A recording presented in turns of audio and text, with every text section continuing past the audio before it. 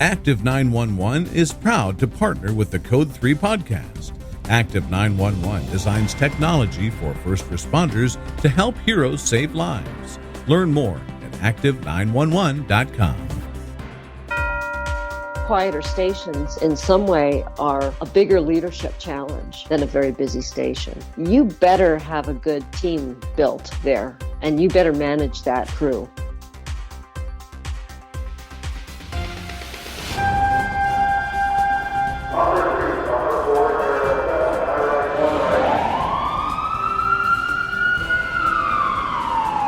From Los Angeles, this is Code 3, the Firefighters Podcast, hosted by award-winning journalist Scott Orr. Now, here's Scott. That's right, and I will not let Parkinson stop me. Thank you for joining me today for another edition of Code 3. This is the show that gives you all the information on a firefighting topic you need in about 20 minutes. Let's get started. No matter how large or small your fire department may be, it has one house that's just not as busy as the others. Sometimes that house is really slow, and it may feel like you're missing all the action if you're assigned to it. If you're new to a fire service career, you may wonder if you'll ever go on a structure fire run. If you're an officer, you might worry that your career is stalled. But there are some things to consider before you decide that it's hopeless. My guest today says being assigned to that station can be like being sent to Siberia. Linda Willing has been on Code 3 before. She's a retired career fire officer. She owns RealWorld Training and Consulting, which works with emergency service agencies. She's also an adjunct instructor and a curriculum advisor for the National Fire Academy, and she's written a book titled On the Line, Women Firefighters Tell Their Stories. And Linda Willing joins me now. Welcome back to Code 3. Thanks, Scott. So every department has a Siberia station. Can you describe what that is? Well, every department, no matter how big or busy, has at least one station that just isn't as busy. And some of these stations are extremely slow.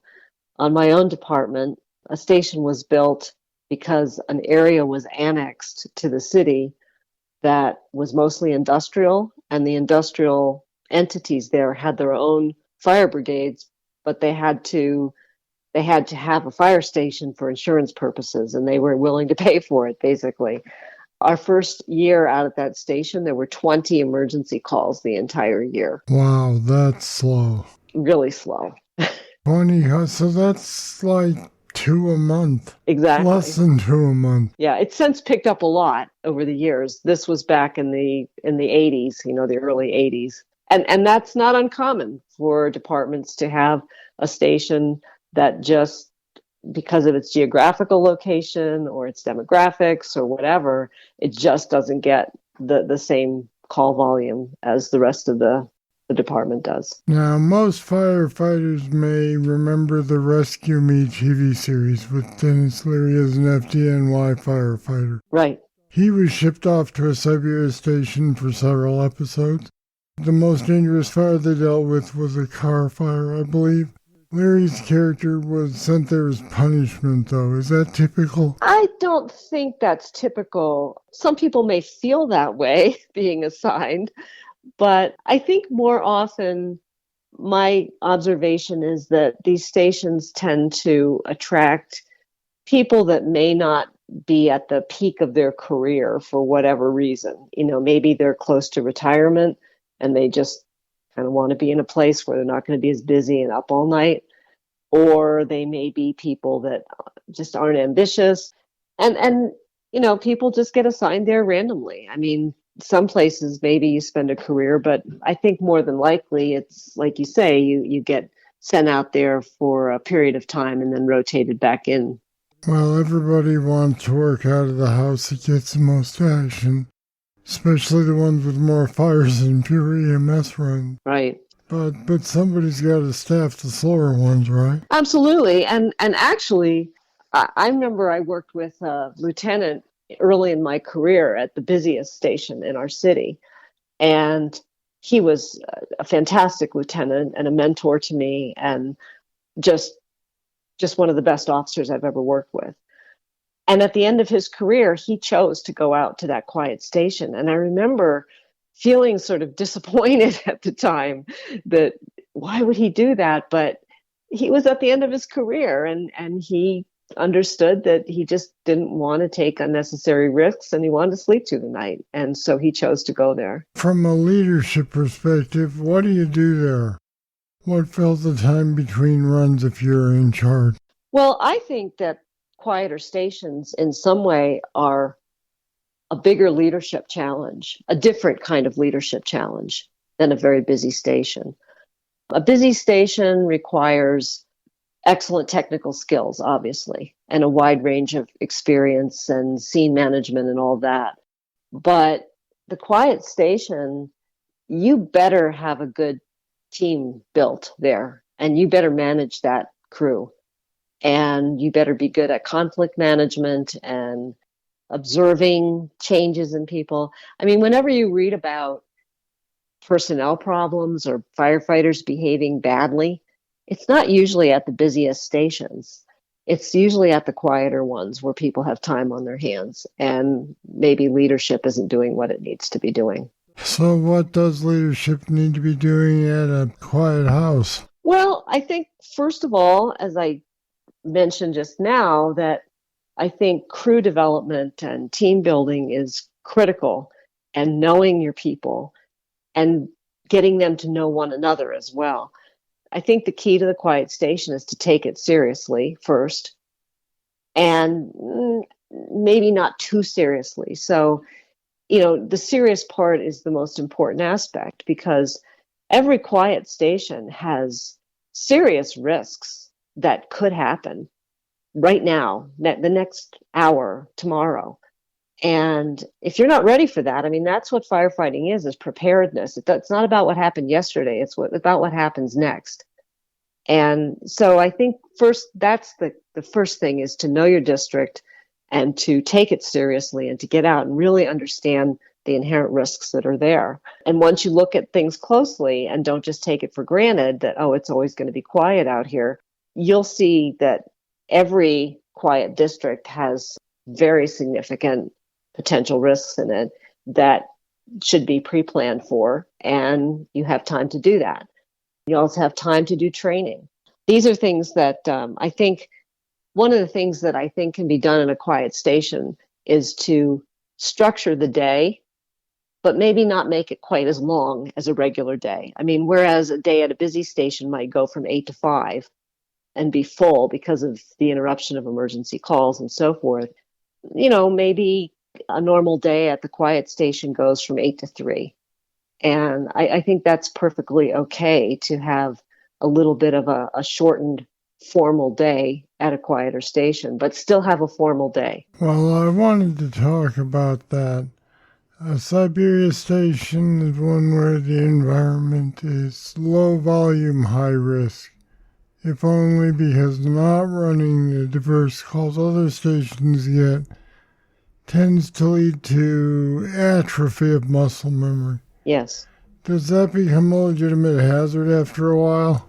I think it can become a real hazard if it's not addressed through leadership.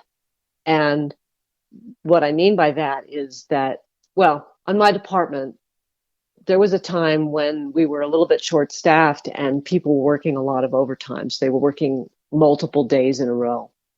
And firefighters would come out to that quiet station thinking, oh, I can just sleep out here. I don't have to do anything out here. This is my day off at work, basically. And that is just wrong on many levels. Like you say, your skills atrophy, your attitude is not where it needs to be in terms of preparedness. And the worst call of your life could happen at that station. I mean, our slow station was the major railroad route with hazardous materials. We never had a derailment there, but we could have. I mean, many places do. And if we had, we better be prepared for it. What if I'm a probie? Will I miss out on learning situations being in this house? Well, I was thinking about that as I was preparing for this call, and I think another one of the challenges that happens at quiet stations is that you often get generational differences. Because older, near retirement firefighters sometimes choose to go there, but probies, new kids, people with less seniority on station selection also might be sent out there. So now you've got kind of the oldest and the newest together, and the newest not being at all happy in most cases about the situation because they want to go on calls, they want to be busy. But there's an opportunity there, because if you're the new kid and you're sent to the quiet station with 3 firefighters that are 2 years away from retirement, that is decades of experience for you. Maybe they're not in their prime anymore, but they were at one time. And they have institutional knowledge that the new kid, if that person is willing to make the effort to get to know these people, to ask questions, to be a good crew member with them and show respect, there can be a wealth of knowledge right there that's kind of hiding in plain sight. So it's up to the probie to take advantage of it. I think the probie, I think there's obligation on all sides. I think it's a leadership. I think the officer should lead by example in terms of getting to know each person individually and valuing their experience, and no matter how many years on the job or how many months on the job they have, even the newest person has experience and valuable skills and knowledge to bring to it. So I think that creating an environment of openness where people are interested in each other and have opportunities to spend time together, as opposed to just running off to their remote corners of the station and just being by themselves for 24, 48 hours.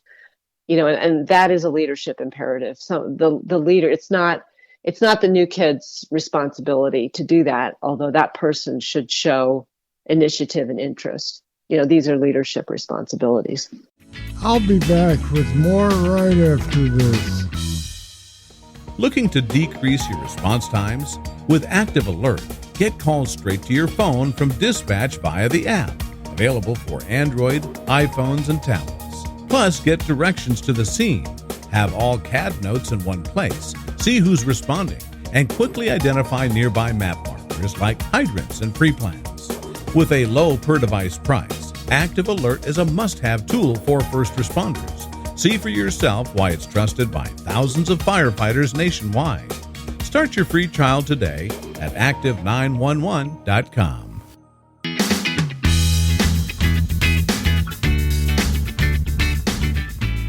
So what did you do at your Siberia house during that time when there were few runs? Well, we got to know our district, and we got to know it really well.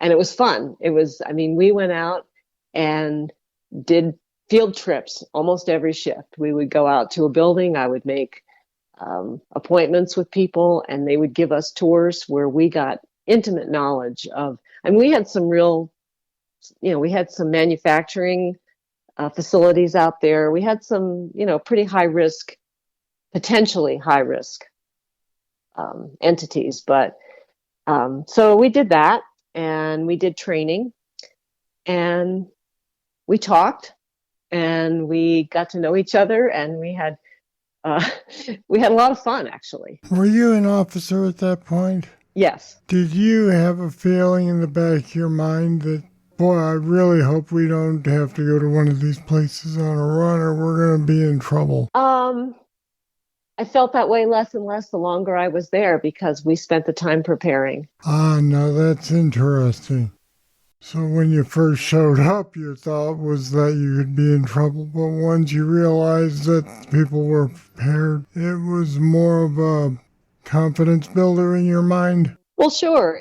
Training and experience out in the field is always a confidence builder. And I think that's one of the problems at the quiet station, is that when people don't train and they don't use their skills, they lose their confidence. And that's dangerous. Well, how do we balance keeping busy and that tendency to become lazy? You don't want to train all the time, even though you might have time to train all the time. The worst thing that you can do at these stations is to create work that doesn't mean anything. Busy work, or people will figure that out pretty quick. They figure it out real quick. And that is a very big way to undermine your credibility and authority in the station, is doing that. But you can do things that are meaningful to people and, aren't like sitting in a classroom type training. But it's fun to go out and tour buildings and to meet people and to, learn more about what they do there. And you can get input. It's not just up to the officer to decide how each day is going to go. I don't think that's true in any station. I think the crew should have input on, what do I need to do and what would I like to do today? And if you have that kind of input, especially at the quieter stations, you're going to have more commitment from the crew. All right, some good suggestions there. Linda Willing, thanks for talking with me today. Oh, you're welcome. My pleasure. And you'll find more about how to deal with being assigned to Siberia on our website at code3podcast.com/quiet. Take a look. And do me a favor, if you've enjoyed this interview, please tell a friend in the fire service about Code 3. That's the best way to grow a podcast audience, so I'd appreciate it. Your friend will too. All right, that's it. That's all for this edition of Code 3. Thank you for listening. I'll be back next time with more, and I hope you'll join me. I'm Scott Orr, and until then, stay safe. To contact us, get more information on today's show, or to subscribe to the podcast, go to code3podcast.com.